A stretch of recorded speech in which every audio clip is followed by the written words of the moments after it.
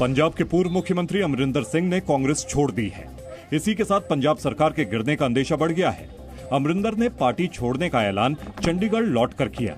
I am not going to remain in the Congress. Number two, I am not joining the BJP. Amarinder ने संकेत दिए कि उनके समर्थक भी कांग्रेस छोड़ सकते हैं। कि मेजॉरिटी कोई पार्टी खो बैठती है तो फिर स्पीकर फैसला कर दे, नॉट माय जॉब। मेरा काम नहीं है कहना। अमरिंदर ने साफ किया कि वो बीजेपी में नहीं जा रहे हैं। साथ ही कहा कि सिद्धू को किसी हाल में जीतने नहीं देंगे। मैं तो पहले भी कहा है, Sidhu is not the right man for Punjab and अगर वो लड़ेगा, जहां से भी लड़ेगा, मैं उसको नहीं जीतने दूंगा। अमरिंदर ने कल दिल्ली में गृह मंत्री अमित शाह से मुलाकात की थी। आज दिल्ली से लौटने से पहले अमरिंदर एनएसए अजित डोवल से मिले और राष्ट्रीय सुरक्षा के मुद्दे पर चर्चा की। पंजाब की कलह और अमरिंदर सिंह के पार्टी छोड़ने पर कांग्रेस में असंतोष और बढ़ गया है। आज पूर्व विदेश मंत्री नटवर सिंह ने सीधे गांधी परिवार को जिम्मेदार ठहराया। न वर्किंग कमेटी की मीटिंग होती है, न एआईसीसी की मीटिंग होती है। ये तीन लोग बैठे हैं, उनमें से एक है जिनके पास तो कोई पद भी नहीं है। नटवर सिंह ने गांधी परिवार पर कांग्रेस को बपौती समझने और अंदरूनी लोकतंत्र का ढोंग करने का भी आरोप लगाया। कांग्रेस पार्टी प्रेसिडेंट के लिए गुलाम नबी को मंजूर कर लेगी? पहले तो कहेगी मुसलमान है, बनते हैं सेक्युलर पार्टी। वहीं कल कपिल सिब्बल के घर कांग्रेस कार्यकर्ताओं के खिलाफ प्रदर्शन पर G23 के नेता खुलकर सामने आए। गुलाम नबी आजाद ने कहा, सिब्बल वफादार कांग्रेसी हैं जो संसद के अंदर और बाहर पार्टी के लिए लड़ रहे हैं। आनंद शर्मा ने कहा, इस गुंडागर्दी से स्तब्ध और निराश हूं। यह असहिष्णुता कांग्रेस की संस्कृति नहीं है। मनीष तिवारी ने कहा, सिब्बल के विचार असहज हो सकते हैं, पर हिंसा का लाइसेंस किसने दिया? इसी के साथ कांग्रेस में CWC की इमरजेंसी बैठक की मांग जोर पकड़ रही है, लेकिन सोनिया गांधी ने कोई प्रतिक्रिया नहीं दी है। केरल दौरे में राहुल गांधी भी इस पर मौन रहे। कानपुर के कारोबारी मनीष गुप्ता की मौत को लेकर यूपी पुलिस और परिवार ने अलग अलग दावे किए हैं। मनीष गुप्ता के परिवार का आरोप है कि गोरखपुर के होटल में पुलिस वालों ने पीट कर उनकी हत्या की, लेकिन यूपी पुलिस के एडीजी ने इसे हादसा बताया है। कमरे में 3 व्यक्ति थे।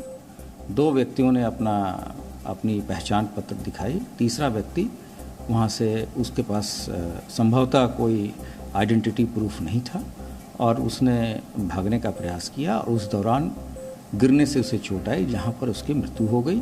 इस बीच आज मुख्यमंत्री योगी आदित्यनाथ ने मनीष गुप्ता के परिवार से मुलाकात की और न्याय का भरोसा दिलाया। यूपी सरकार इस मामले की सीबीआई जांच करवाने को तैयार है। मनीष गुप्ता की पत्नी को सरकारी नौकरी और परिवार को आर्थिक सहायता दी जाएगी। मुख्यमंत्री से मुलाकात के बाद मनीष गुप्ता की पत्नी ने कहा कि वो सरकार की कार्रवाई से संतुष्ट हैं। मेरी आगे की मांग कुछ नहीं, उन्होंने सारी मांगे पूरी कर दी हैं। मैं उनसे पूर्ण रूप से संतुष्ट हूँ, बल्कि जो बातें मेरे सामने नहीं थी वो भी सामने आ गई हैं।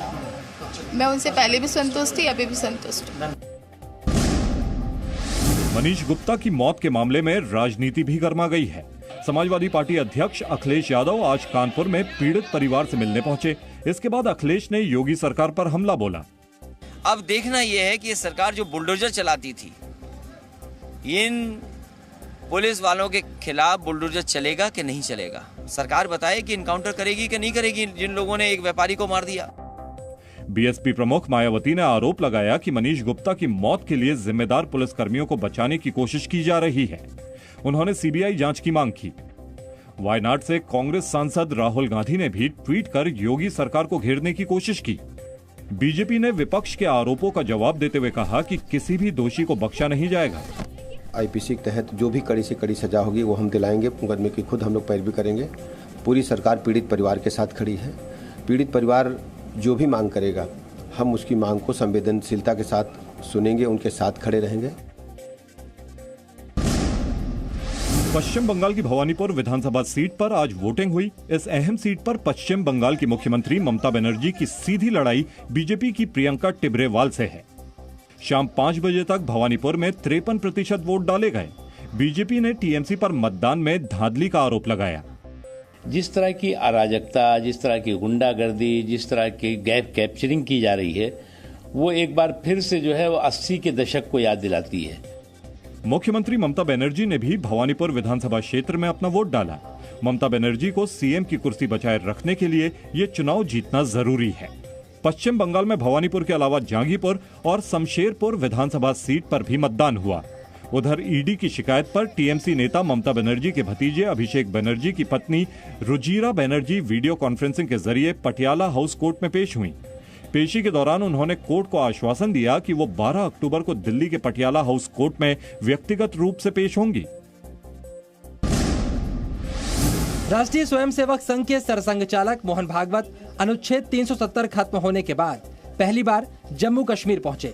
संघ प्रमुख 4 दिन के जम्मू दौरे पर हैं और इस दौरान कई सम्मेलनों में हिस्सा लेंगे।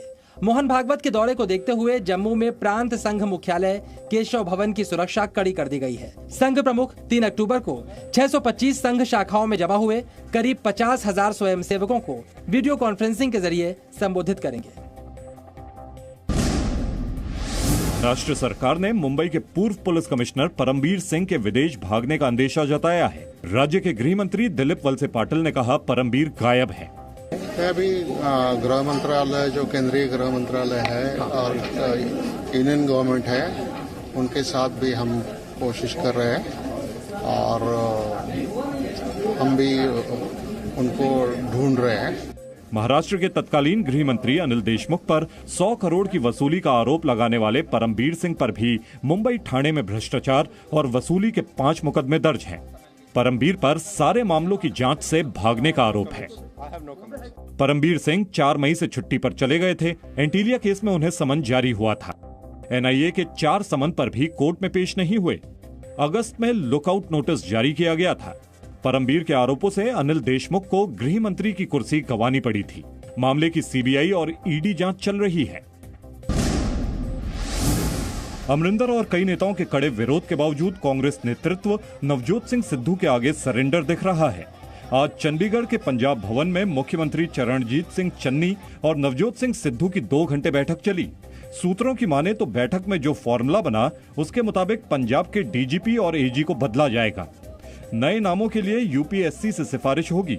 एडवोकेट जनरल कांग्रेस आलाकमान तय करेगा। विवाद सुलझाने के लिए 3 सदस्यीय कमेटी बनेगी।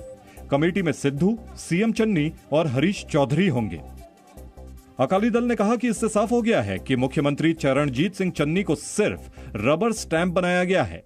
उनको अगर मुख्यमंत्री बनाया फिर कांग्रेस चलने क्यों नहीं देती? उसको रबर स्टैंप बनाया है। स्वास्थ्य मंत्रालय ने सभी राज्यों को एडवाइजरी जारी कर कहा है कि कंटेनमेंट जोन में किसी तरह की भीड़ वाला कार्यक्रम का आयोजन ना हो। कोवैक्सीन के इंटरनेशनल इमरजेंसी इस्तेमाल पर स्वास्थ्य मंत्रालय ने उम्मीद जाहिर की है कि इस पर WHO जल्द ही मंजूरी दे देगा। भारतीय वैज्ञानिक डेंगू की वैक्सीन पर भी काम कर रहे हैं और जल्द ही इस पर नतीजा भी सामने आएगा। कानपुर के कारोबारी मनीष गुप्ता की मौत को लेकर यूपी पुलिस और परिवार ने अलग अलग दावे किए हैं। मनीष गुप्ता के परिवार का आरोप है कि गोरखपुर के होटल में पुलिस वालों ने पीट कर उनकी हत्या की, लेकिन यूपी पुलिस के एडीजी ने इसे हादसा बताया है। कमरे में 3 व्यक्ति थे। 2 व्यक्तियों ने अपनी पहचान पत्र दिखाई। तीसरा व्यक्ति वहां से उसके पास संभवतः कोई आइडेंटिटी प्रूफ नहीं था और उसने भागने का प्रयास किया और उस दौरान गिरने से उसे चोट आई, जहां पर उसकी मृत्यु हो गई। इस बीच आज मुख्यमंत्री योगी आदित्यनाथ ने मनीष गुप्ता के परिवार से मुलाकात की और न्याय का भरोसा दिलाया। यूपी सरकार इस मामले की सीबीआई जांच करवाने को तैयार है। मनीष गुप्ता की पत्नी को सरकारी नौकरी और परिवार को आर्थिक सहायता दी जाएगी। मुख्यमंत्री से मुलाकात के बाद मनीष गुप्ता की पत्नी ने कहा कि वो सरकार की कार्रवाई से संतुष्ट हैं। मेरी आगे की मांग कुछ नहीं, उन्होंने सारी मांगे पूरी कर दी हैं। मैं उनसे पूर्ण रूप से संतुष्ट हूँ, बल्कि जो बातें मेरे सामने नहीं थी वो भी सामने आ गई हैं। मैं उनसे पहले भी संतुष्ट थी, अभी भी संतुष्ट हूँ।